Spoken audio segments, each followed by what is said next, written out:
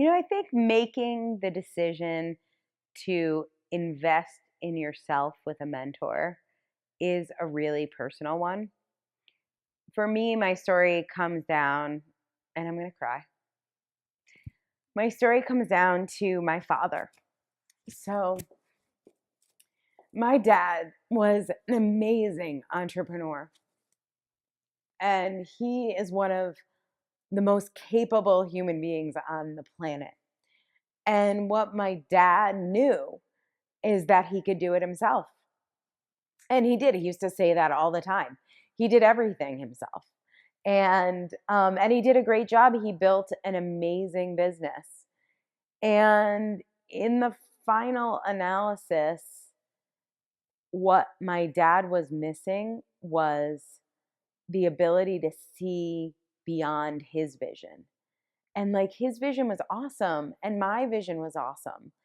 But my vision is also limited. And I remember I haven't had many deep conversations with my father. But there was one conversation when I was in high school where he told me that he always wanted someone who saw his greatness, who saw his vision, and that he always wanted a mentor. And he never had one. And I think I wanted that. I wanted to be like picked out, I don't know, at a shopping mall, like a diamond in a rough, like, I don't know, some like model scout was going to come hand me a business card or something. Like I wanted my teachers or someone to see how amazing I was. And I always thought that was going to come from the outside. I thought that's somebody, I don't know who this person was, but somebody was going to see me and pick me out from the crowd and make me a superstar. And there was a moment the day that I committed to working with Kevin where I chose to make myself that superstar. Like I chose to say, I want a mentor so much that I'm going to invest in it. I'm not going to wait for some magical pixie dust. I'm going to be the magical pixie dust, or Chase Manhattan Bank is going to be the pixie dust. And when I did that, when I chose myself in the way that my dad never chose himself, never chose to see beyond his vision. That's something you can't do. Like my dad could implement, I can implement. My dad could have vision, I could have vision. But my dad couldn't see beyond himself, and his business capped out, frankly, where mine is in year 5. He ran his business for 35 years to get to where I've gotten in basically a year and a half of making the commitment to work with a mentor. But it's a personal decision. And, if you want to do it yourself, you can. If 35 years versus 5 years is fine with you, I'm all in. There's nothing that I teach to my clients that they can't do on their own.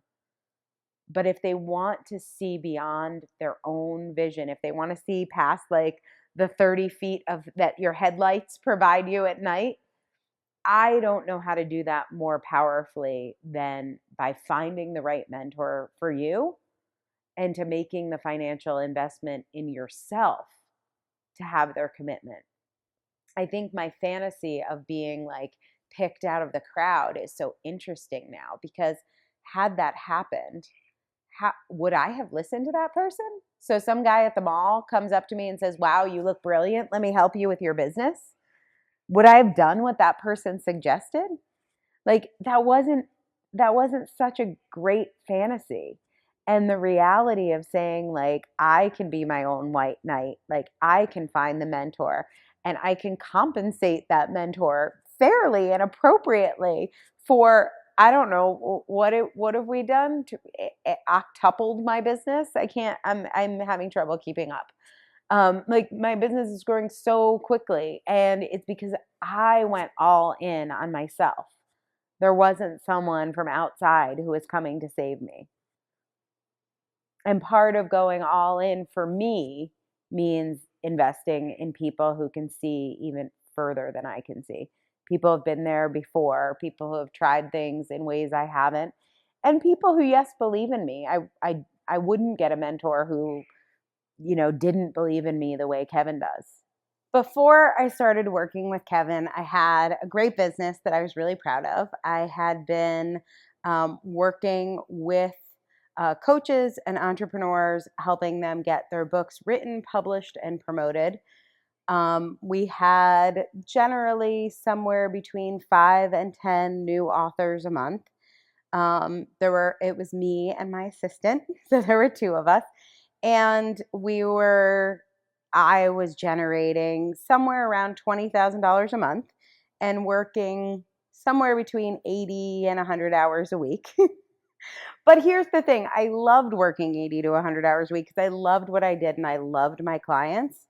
And it was very often like I was personally like writing 5 to 10 books. Like there was so much work we would do with each client that even though it was exhausting, I loved it, but I wanted to find a way to make more like $40,000 a month, thinking I would work that same 80 to 100. Like I was committed that I was going to have to work 80 to 100 hours a week. And I was trying to figure out a way that I could do that and do it with twice as many clients, so that I would be able to make twice as much money. That was roughly how I ran the numbers.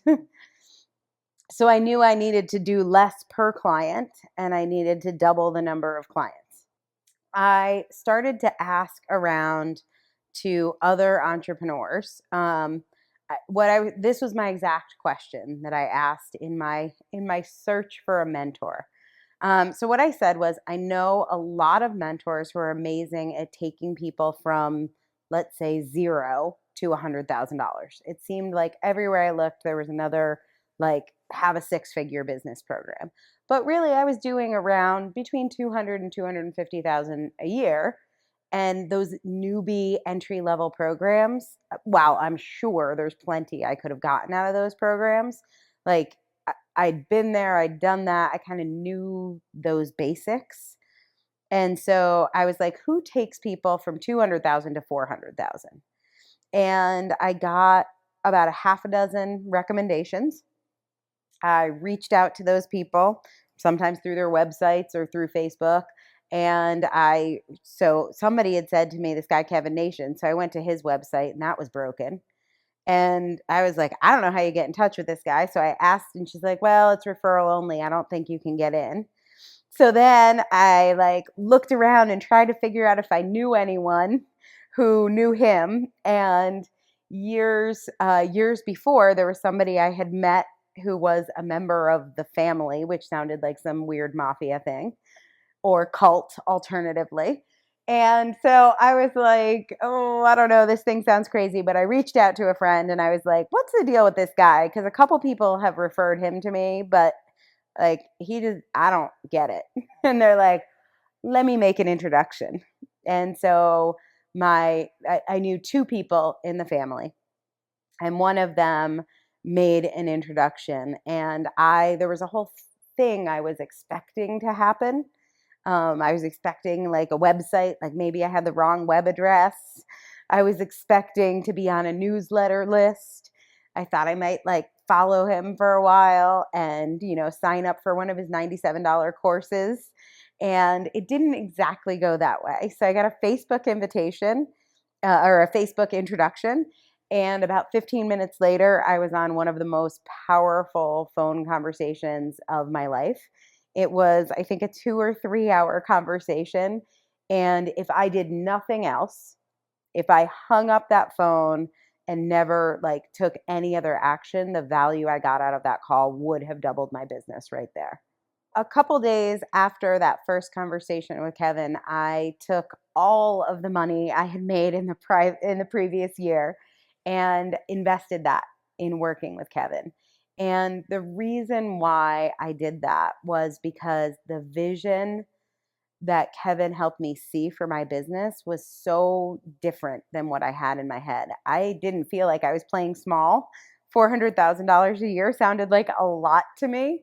I had a career in corporate America where my highest salary was $200,000 a year.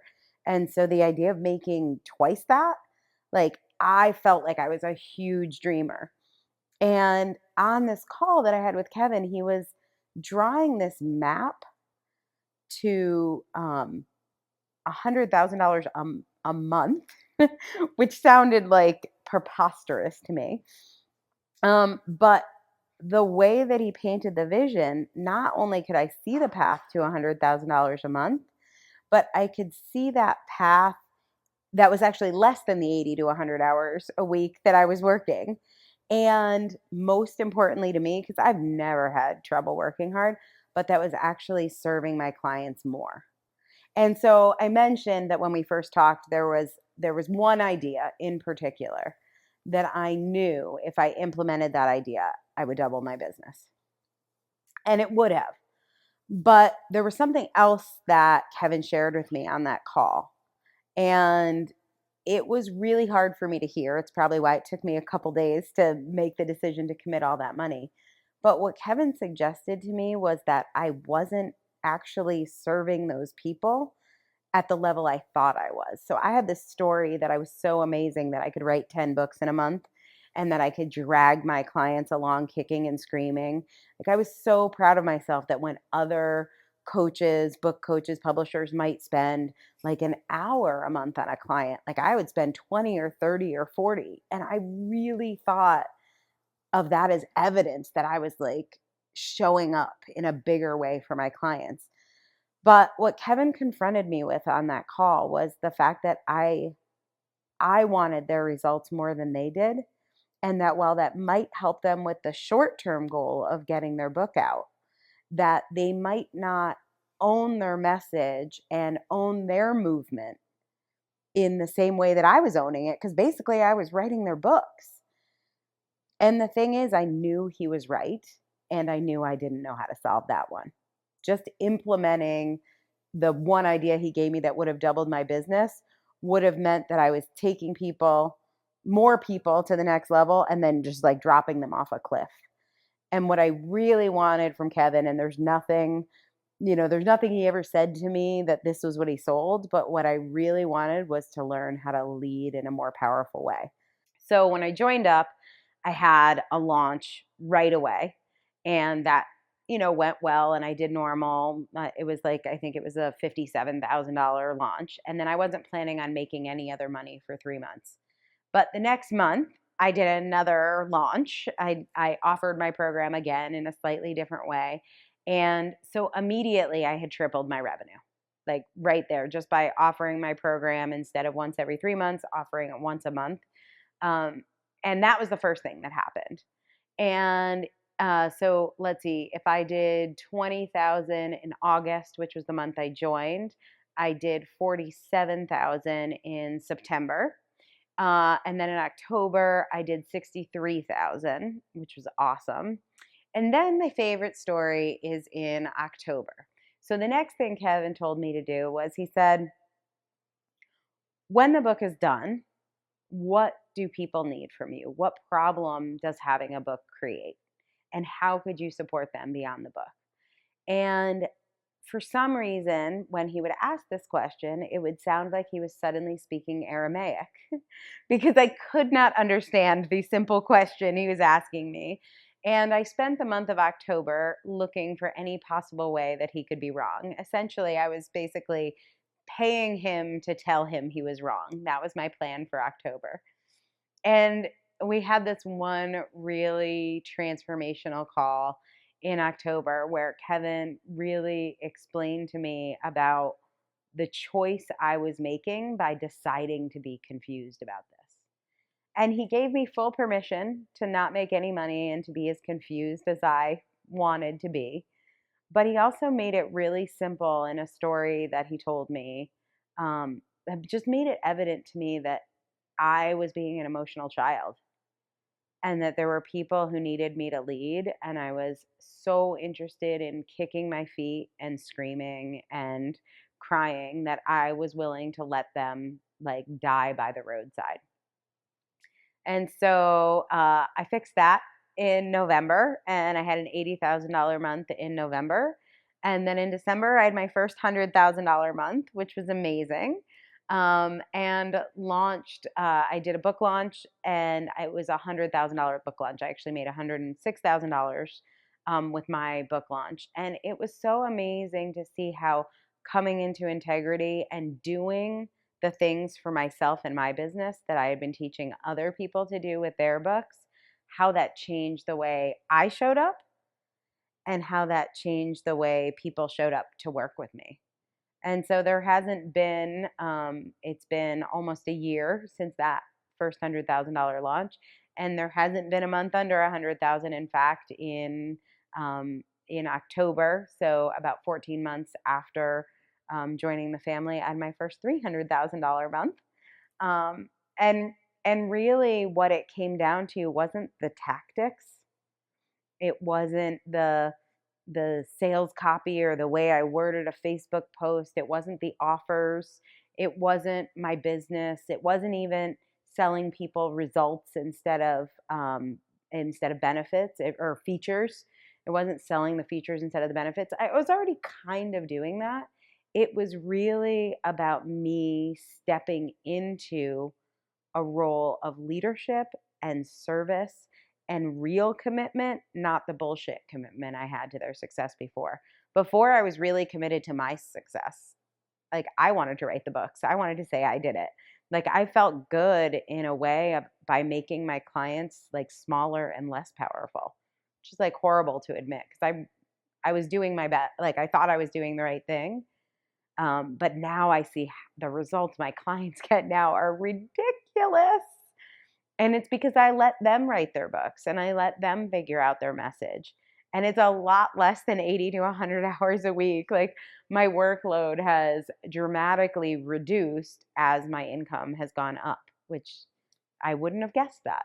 But I'm pretty happy it worked out that way. I think if you are considering working with a mentor, that's pretty interesting right there. That the idea has crossed your mind, that you're in a space where you recognize there's something you need that you're not getting on your own. It's a, for me, it's a spiritual moment, that consideration moment where it could go either way. It's like a choose your own adventure book. And the thing about choose your own adventure books is like, it doesn't matter how you tell the story, it's your story. And there's no right and wrong choice. But there was one moment in my life where I was halfway through graduate school and I was considering dropping out. And I had this question that a friend asked me. She said, when all is said and done, if you're looking back 10 years and you drop out now, how would you compare your chance of regretting it if you stay in? And I realized if I finished, I would never regret it. But if I dropped out, I would. I might. There was a better chance. And so when I think about that decision, that moment, that fork in the road, do I go right? Do I go left? Do I work with a mentor? Do I go it alone? When that moment comes, I would want people to ask themselves, what are you more likely to regret? Going it alone or having a guide for the path?